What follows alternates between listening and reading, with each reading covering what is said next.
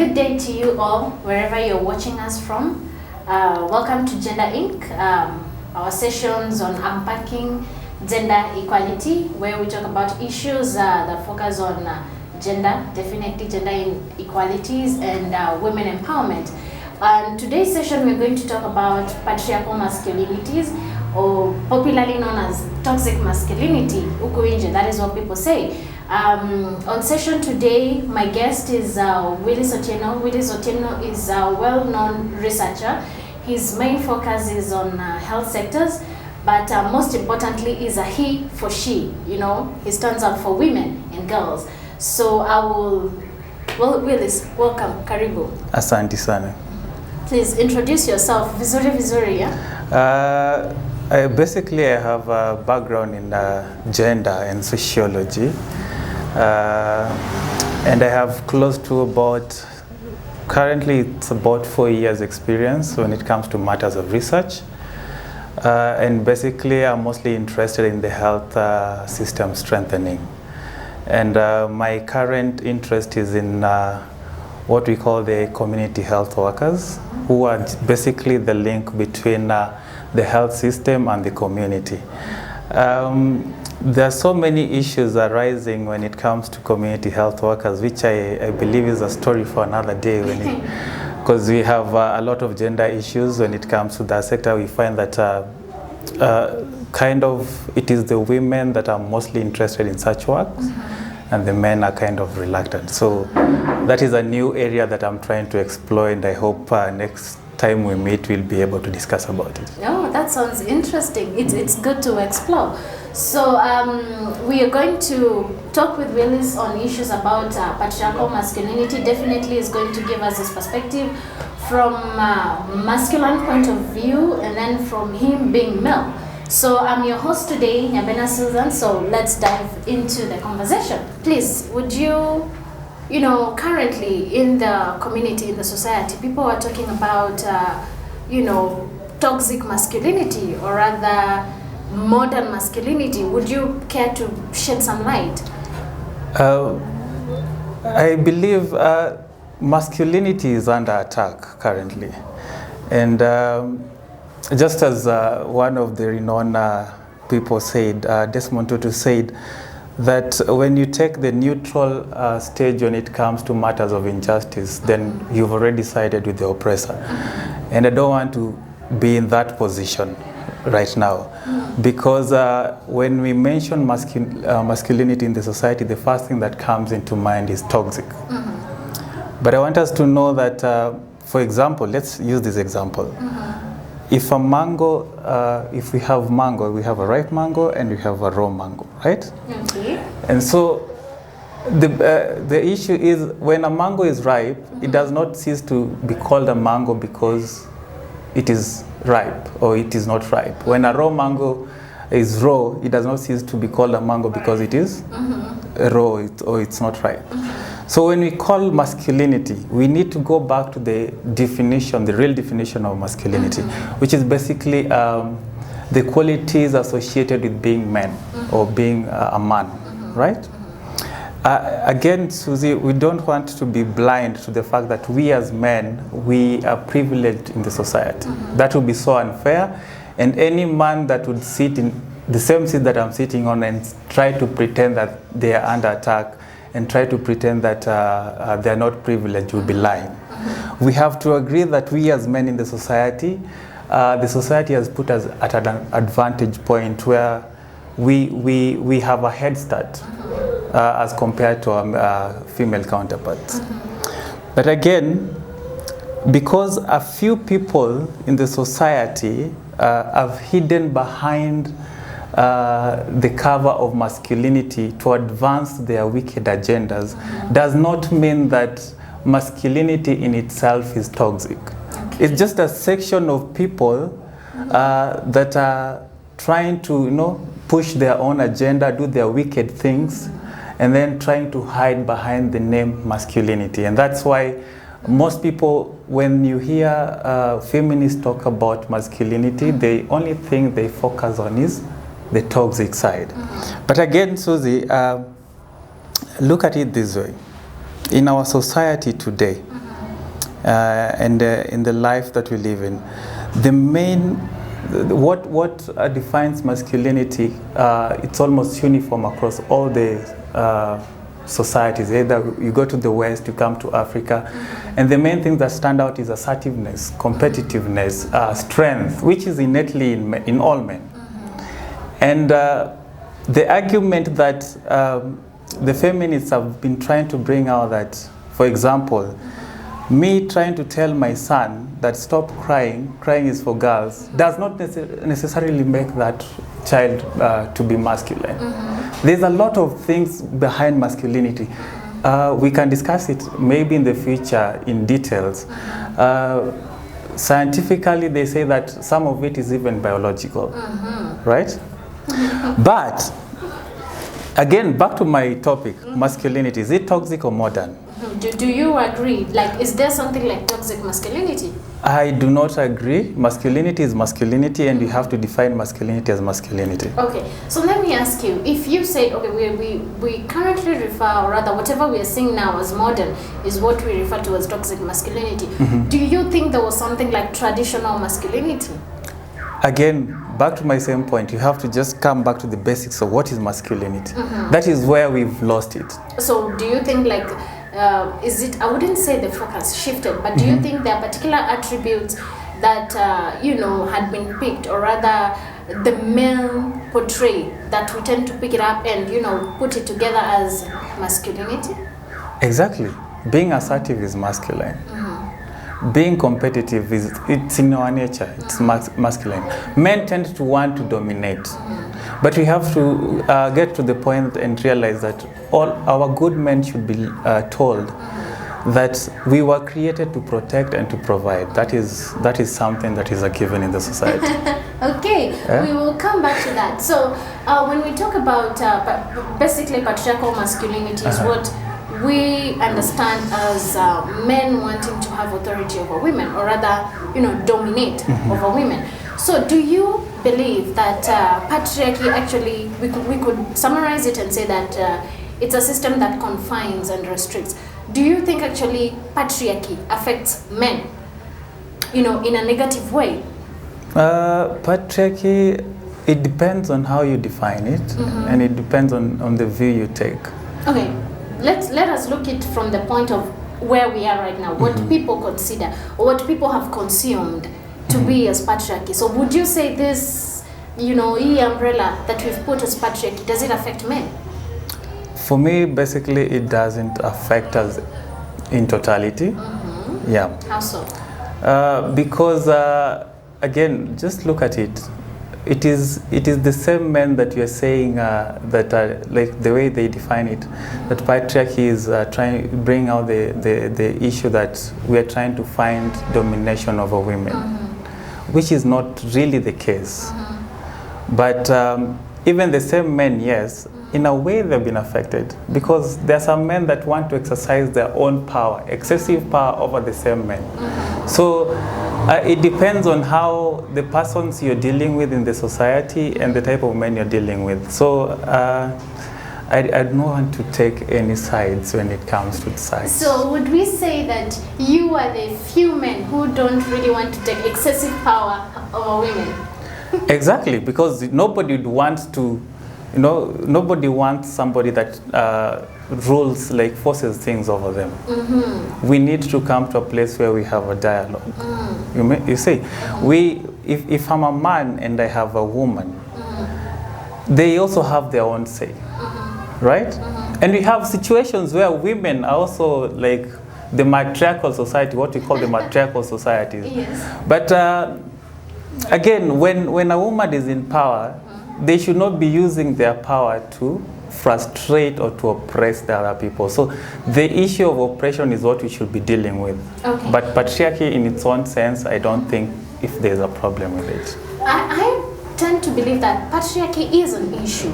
Masculinity is not really an issue, because masculinity helps, you know, the male identify themselves with being the maleness. Let me just put it that way. Yeah. Just like the way I would say women should embrace femininity, because that is who we are, right? Now, on the examples that you've given, you had mentioned earlier about, you know, the women expected to provide and, you know, to protect. And in instances where, you know, when you have a boy child, you tend to tell, you know, don't cry because, you know, you're a man and things like that. So how would you, to me, these are examples that, you know, we are making our children grow into a particular system that it's an illusion. And then again, this issue of providing, let me highlight this one. Currently, this is where we are. We want the men to provide in totality. But yet again, we women, we want to have spaces. Like we want 50-50, but we want you guys to provide like you used to before, Nana, those times of our grandparents and all. What do you think? I think that you guys get affected, but, you know, tell us from a male perspective. Susie, you have to know something. I like using this example, and we were having a discussion some time back with my friends. When a man marries a woman that is very successful, and let's say the man has not yet gotten a job yet, right? And is in the house. The main thing you'd want the man to stay in the house and look after the kids and, you know, take care, like watch over the family. Which is something that most of the men would not agree, even if your own wife is earning much than you. They will still go out there and try and, you know, seek something and bring something on the table. It is in us. It is not a pressure. It is not. It's not like it's pressuring us. It is innately in us, and it's natural that a man will have to provide.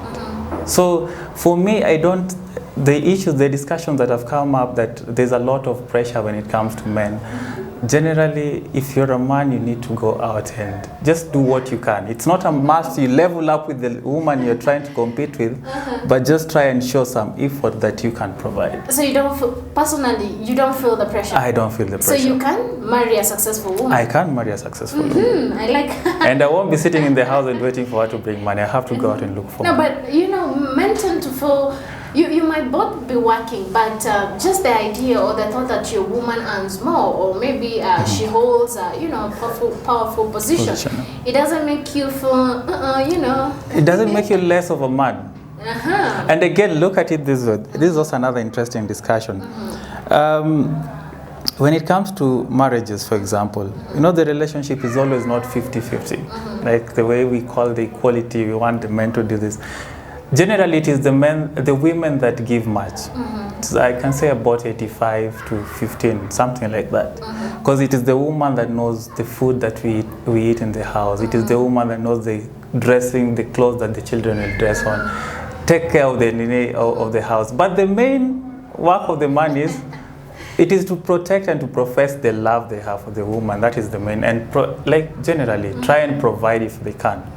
Yeah, that is the main one. It's good you've brought up the issues of taking care of the kids and everything.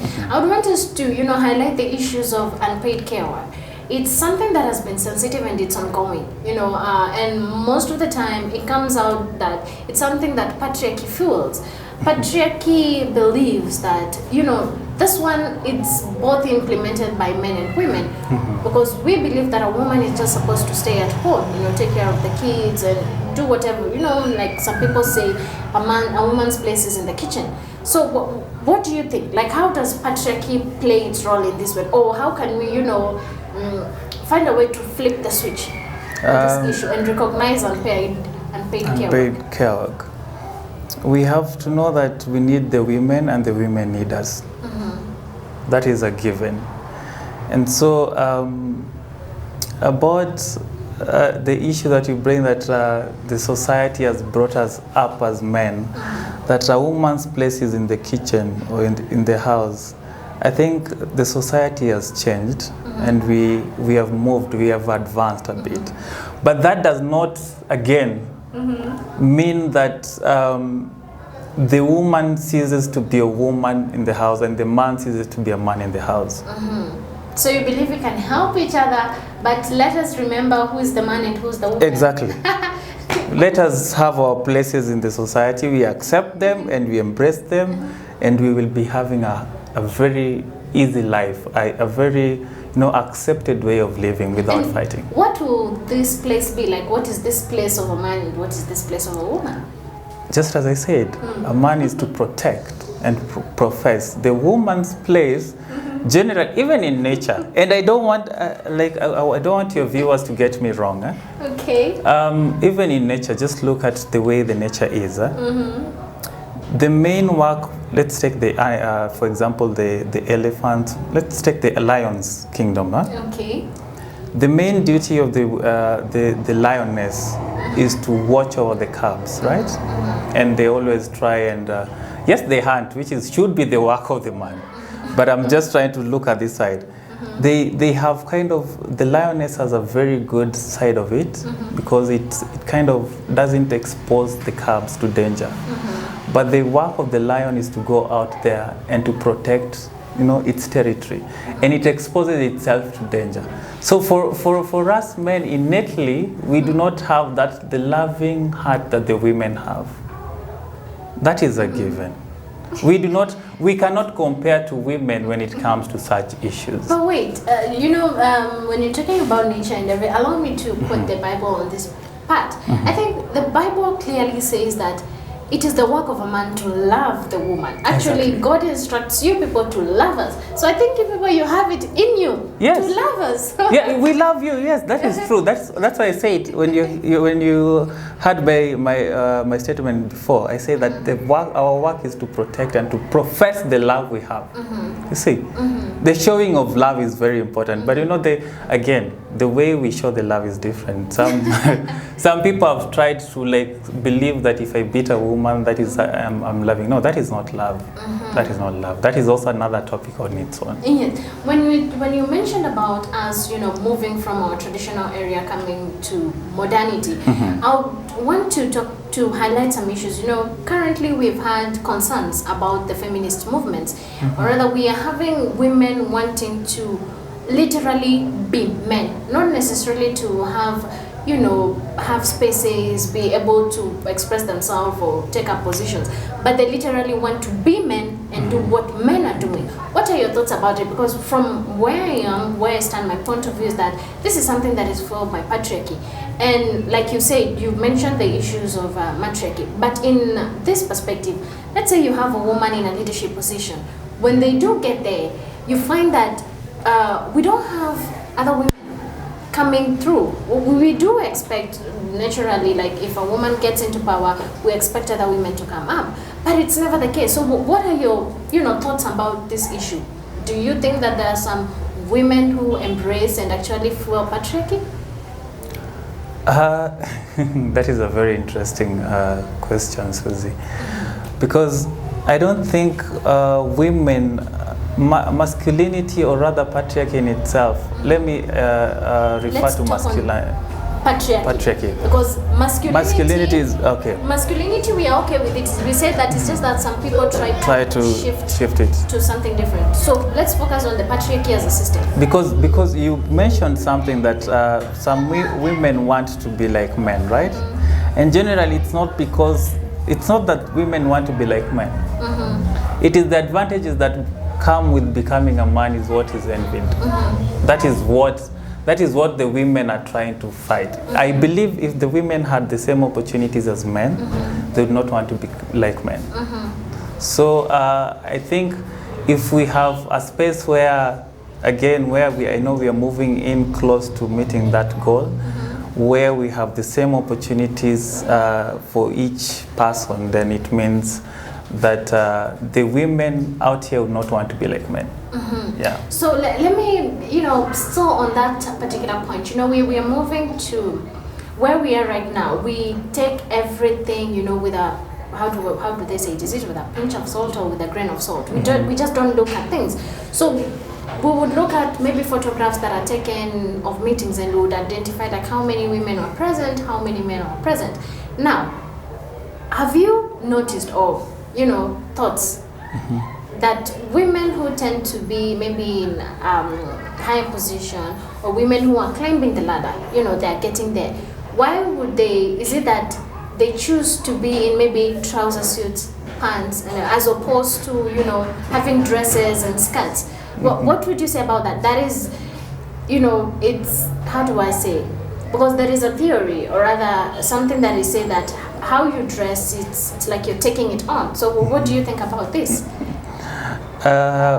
One thing, the message I'd want to lay out there is that you have to embrace who you are. And trying to be someone else would not really work. If you fake it, it won't really work. So for me, in my own opinion, is that the women should embrace who they are. They should embrace their femininity, them being women. If you're in the position of power, it doesn't mean that you have to look like a man to try and show that you have power, you have authority. Just be a woman, but exercise your power as a woman. Okay. And people will respect you. So you would encourage women to be leaders, but with a femininity touch? Yeah, just be you. Okay. Just be you. You don't have to be men, because you cannot measure with men. That is a given. When it comes to matters of, like, if you want to look at aggressiveness and something like that, the men will be men. So if we try to compare the strengths between the two, it won't work. Naturally, the men are stronger. Naturally. Yeah. Okay. So when we I want to still feed on what you said. When we talk about men is men, I want us to look at a different dimension totally. This one, I would definitely not miss talking about it. The issues of gender-based violence. When we talk about men are men, I think it starts from a tender age. And currently, we hear quotes like, if a man does something, let's say, is a perpetrator of gender-based violence, you say, men are just men. If a perpetrator rapes a woman or things like that, we just say, men are just men.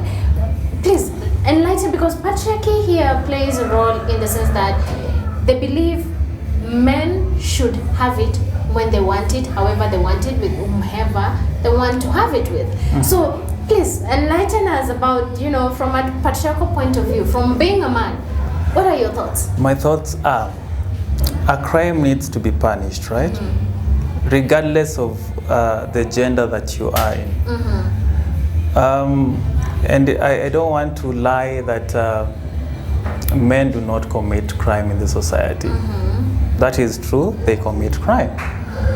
But the measure for which we are using to punish the men or to judge the men should also be the same measure we use to punish the women. Okay, look at it this way. A lot of people are so much interested when it comes to justice for women, violence against women. But when you look at the men, I was having this conversation some time back.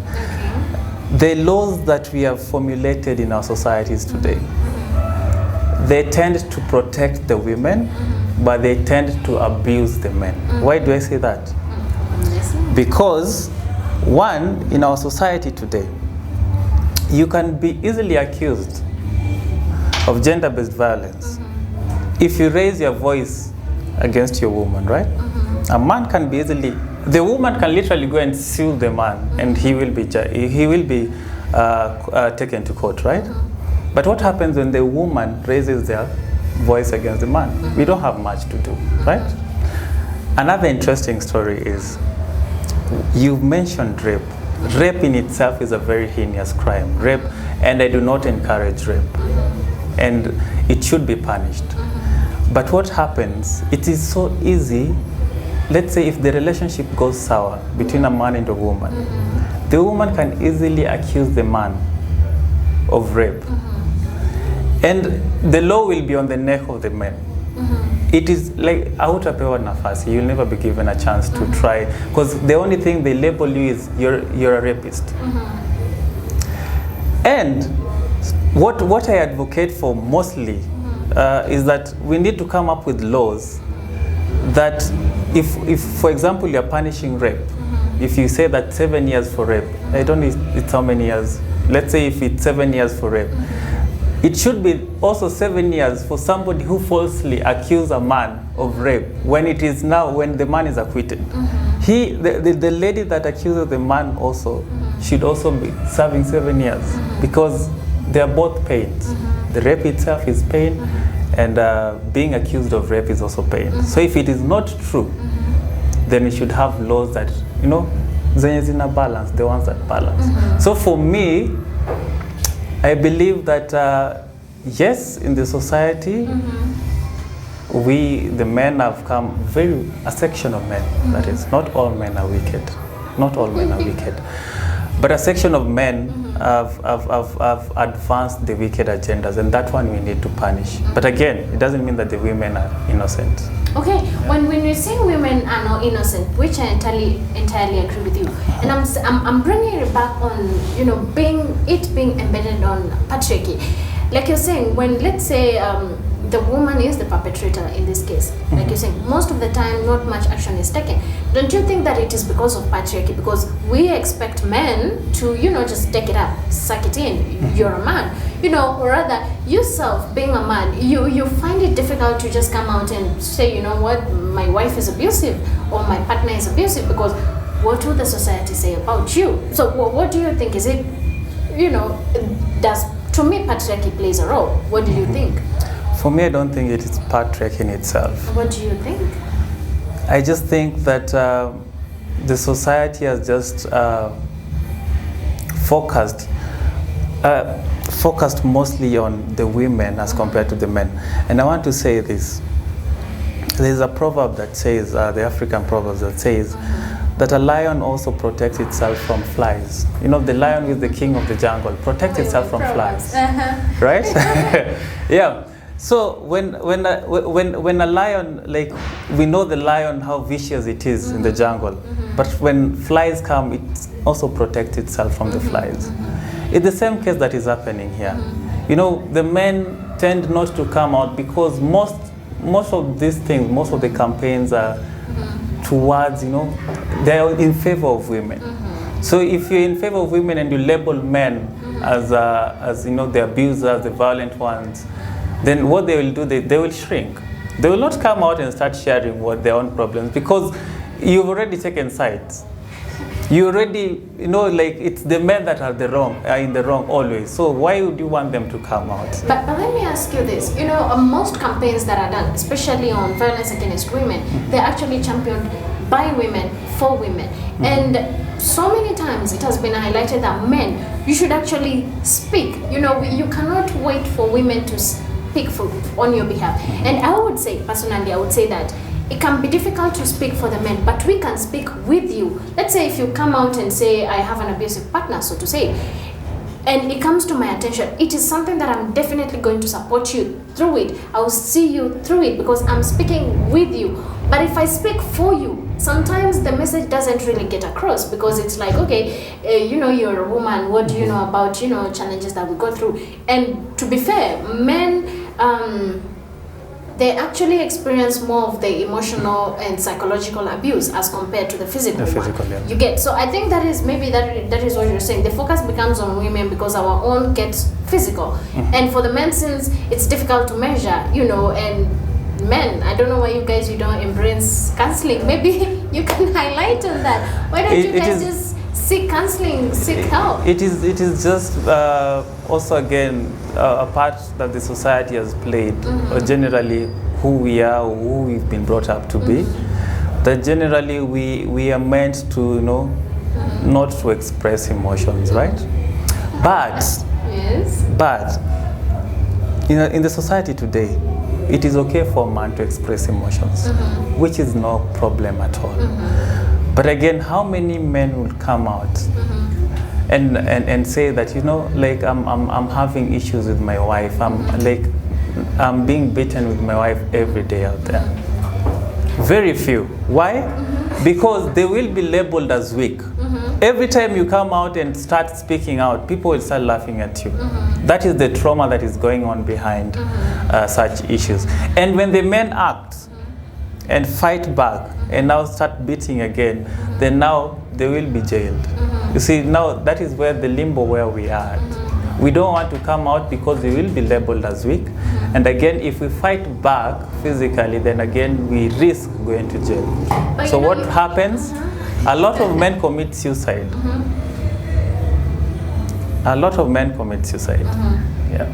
You know, our conversation has been interesting, you know, Willis, and coming to an end, wrapping it up, I would want you to, you know, tackle on how do we redefine masculinity. Like you said, there was this masculinity, or rather there's this masculinity that is there, and then this other one that people have just, you know, along the road putting things in between. So how do we redefine and get back to, you know, the real deal, so to say? I don't think masculinity in itself ever lost its original meaning, but I think it's the perception of people that changed. And they wanted to define masculinity in their own way.